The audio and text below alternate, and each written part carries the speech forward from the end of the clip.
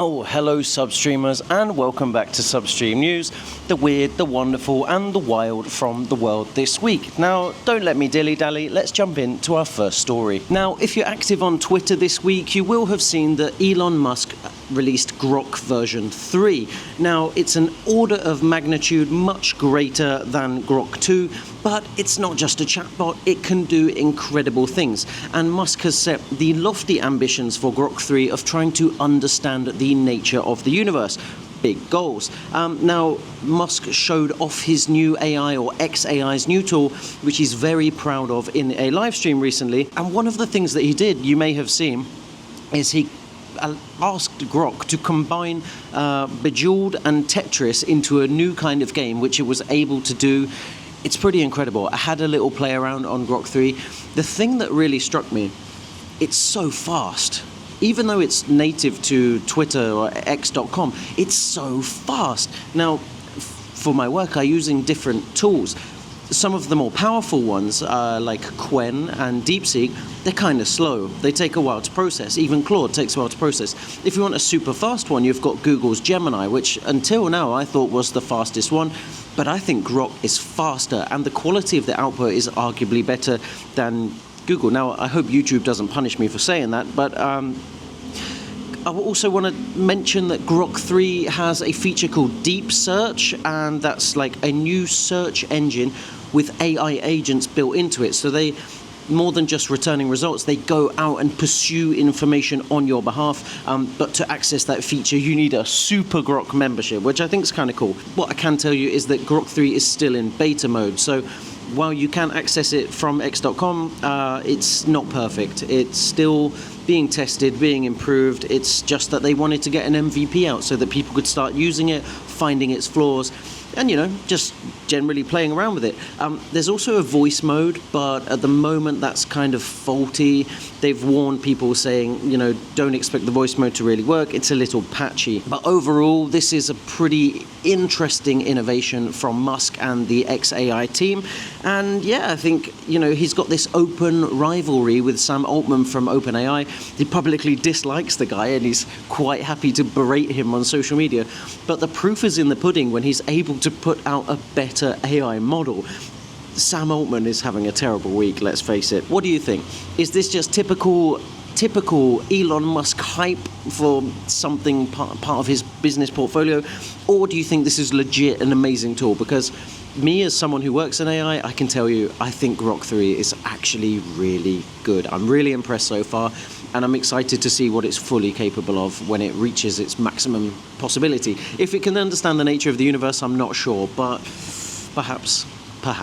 Let's move on to the next story. Let's go. Okay, guys. AI just solved a decade-long scientific riddle in 48 hours. Can you believe that? I don't have the maths to tell you how many hours is in 10 years, but it's a lot. So for an AI to come along, be given the same riddle, and solve it in 2 days without being given all of the other materials from existing research, that's quite incredible. Now, let me tell you a bit more. It's from Imperial College London, and they used Google's co-scientist tool, and they had a question for it. Why are some superbugs resistant to antibiotics? Now, answering this question and diving into this study could really save lives. It will save lives. AI quickly reached the same hypothesis as the team, but it also came up with some additional theories. But the theory that scientists are going with right now is that superbugs create a tail that allows them to move between species, a bit like a master key for disease. Now, the kicker is, researchers say their findings were not published anywhere. They were kept secret. So this AI really came to the same conclusion on its own accord, without, tapping into research. What's more impressive, of the 4 hypotheses, they actually found that co-scientists came up with a completely new one that scientists hadn't even considered, and now they are, putting scientific resources into exploring that idea that co-scientists came up with.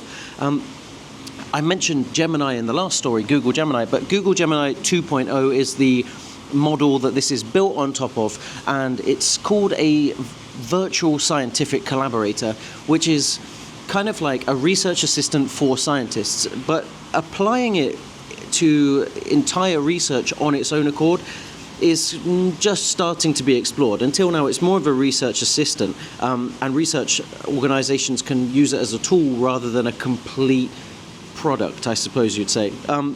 Now, some might say this is threatening to science jobs and STEM jobs, but the lead researcher, he's called Jose R. Peñades, and he's on this Imperial College project. He actually says it's spectacular, and it feels like they're playing in the Champions League of science. So you've got top-level scientists vouching for scientific AI, which I think is cool. You know, if it helps human progress, lives, health, tech, all that sort of stuff, I'm all for it. Jobs will get lost along the way. Unfortunately, that's just a byproduct of AI. Let's move on to the next story. Okay, staying on the theme of AI.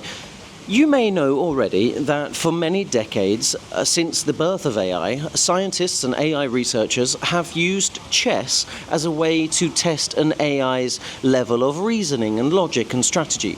And that's been a pretty good benchmark, and it continues to be a pretty good benchmark. Now there's a chess engine, it's called Stockfish, and some of the big AI companies go to Stockfish to test the reasoning levels of their LLMs and their AI models in games of online chess. But something really interesting has just happened, and it's made the news this week.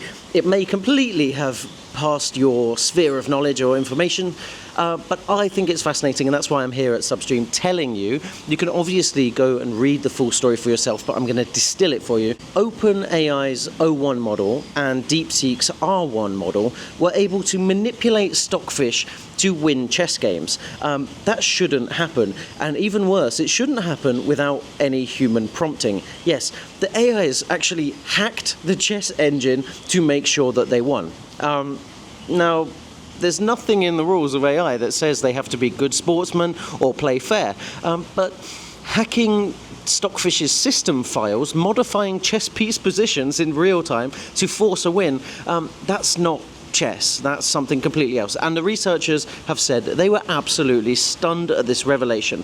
Now, I can tell you here, I've got some data.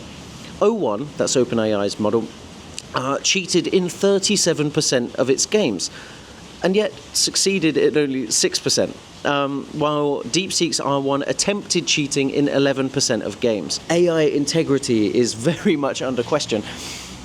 I think this is incredible. I actually think this is amazing. Now, of course, they have to put in guardrails to stop this kind of behavior, because if AIs are going off and doing this kind of stuff on their own accord, imagine what they could do with the natural evil of human evil. They could do anything, and we don't want that, really. We need to protect ourselves. It's a little bit cute for now, but, you know, we don't want the AI to really control and take over. Do we? Right, I'm staying on the theme of gaming for this story. Niantic. You may have heard of Niantic. They're the company that built Pokemon Go, which is the biggest AR game ever, right? And it's worth billions. In fact, it is going to sell for billions, because not only is it up for sale, but they have a bidder. And the bidder is Scopely, a subsidiary of Saudi Arabia's Savvy Games Group. Now, the deal is not yet confirmed, but it's being reported in all kinds of media, including Bloomberg, and they're saying $3.5 billion, which is amazing. That could be a bargain long term, could be a rip-off, who knows, but expect an official announcement in the next few weeks. Now, Saudi Arabia is moving more into the gaming and esports market. They've got a $38 billion fund, part of their public investment fund, which has stakes in Nintendo, EA Sports, Capcom, and basically loads of other stuff. And they're even going to host the Olympic esports games in 2027, I believe. So expect to see Saudi Arabia's role in gaming grow considerably. However, you have to consider that Saudi Arabian investments have to meet a certain standard, and that's based on the country's moral policies.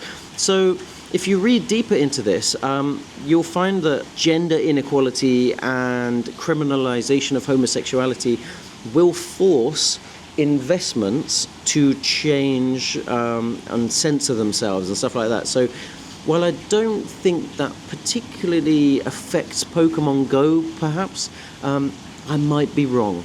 We will see. Anyway, let's move on to our final story. Are you familiar with the name Mackenzie Scott? You should be, because she's the 5th richest woman in the world, and she's the ex-wife of Jeff Bezos, one of the richest people ever, the founder of Amazon. And she helped him found Amazon, and that's why she's so rich, right? And a part of their divorce settlement, she made billions, in fact, tens of billions. She made 35.6 billion from the divorce and from her business stuff. That's incredible. Now, what's more incredible is that unlike many billionaires, she's not sitting hoarding her wealth, she's given it away. In fact, she's pledged to give it all away throughout the course of her lifetime and has already given away $19 billion. That's why I want to finish on this happy story. So let me tell you a bit more. Since her 2019 divorce settlement, where she received a 4% stake in Amazon worth $38 billion, Scott has pledged to give away her wealth until the safe is empty. She has supported 2,450 non-profits worldwide on education, public health, affordable housing and diversity. She's kind of like a modern-day billionaire saint. She's doing what all billionaires should do, but many of them fail to do, let's be honest. Here's a quote from her. She says, "I can share what I have with them to stand behind them as they speak and act for themselves." And her approach, her belief is that unrestricted donations empower organizations to act for themselves. Now, while Bezos has been criticized in the news for making political donations and contributions, he has also praised his ex-wife's philanthropy. He calls her amazing and thoughtful, which is always nice to hear from an ex. Now, Scott is part of a campaign called the Giving Pledge, and she actually campaigns other billionaires to give away half of their wealth. Bezos has not signed on to that. But I just want to remind you, in a world of big billionaires, big money, insane, extraordinary hoarding of wealth, there are some people who have huge hearts and are incredibly generous and want to have a big impact. So not all billionaires are built the same. Some of them are pretty good people. And that's the point I want to end on. A strange public defense of billionaires. Actually, I'm going to change that tack. More billionaires need to do more. Guys, this is Substream News. If you liked any of these stories and you want to know more about these things, go down to the video description, because there you'll find links to all of our sources.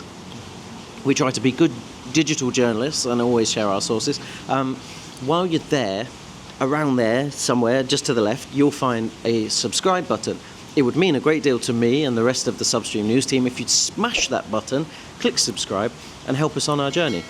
If not, hopefully we'll appear in your news stream again, and you might just think, yeah, that weird bald guy was pretty interesting. I'll see you next time. I'm Joseph, this is Substream News. Bye for now.